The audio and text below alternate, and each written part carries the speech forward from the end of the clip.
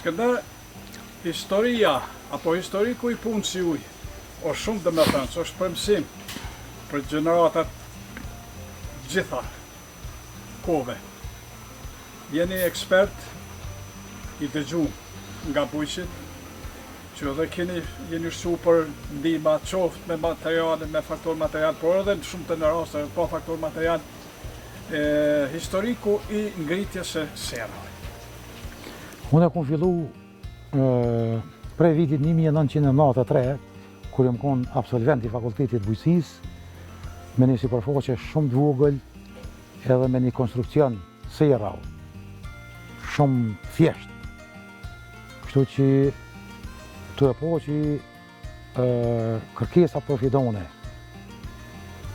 ishin në rritje çdo vit, atëherë kemi shkuën çdo vit në rritjen e sipërfaqes. Mas luftës na kanë ndihmuar organizatat e huaja, na kanë ndihmuar qeveria e Kosovës, edhe sot I kemi dispozicion 65 ori.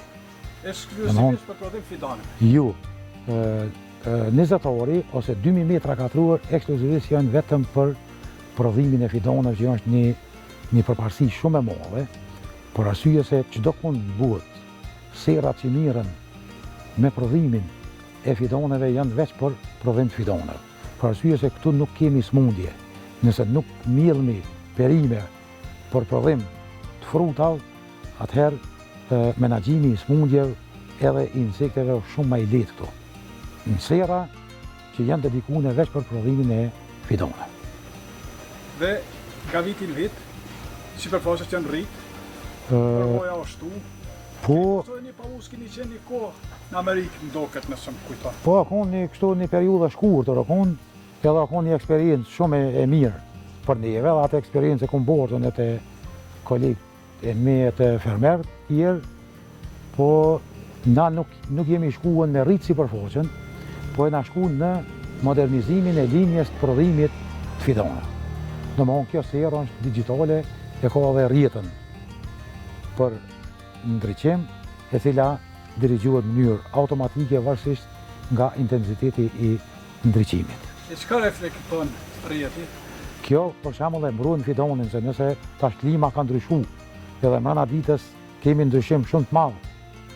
Ka djegje diellore që nuk mundet mi përballu fidoni, s'mundet mi përballu edhe kjo në mënyrë automatike mshilet varësisht nga intensiteti I ndriçimit që montet me luksa. Në Amerikë edhe pak ke punu. Po. Pse erdhe, pse u ktheve në Kosovë? Po sigurisht se nuk na është një përgjigje kështu që do në kohë ma shumë, po me siguri Leverdia është këtu edhe fermerët kanë pas nevojë. Leverdia do të thotë më e madhe në Kosovë se në Amerikë. Po për mu po, se nashta unë s'ku mujt me gjetë vitin atje qysh duhet. Edhe mirë ashtu kërkesat po rritën çdo vit.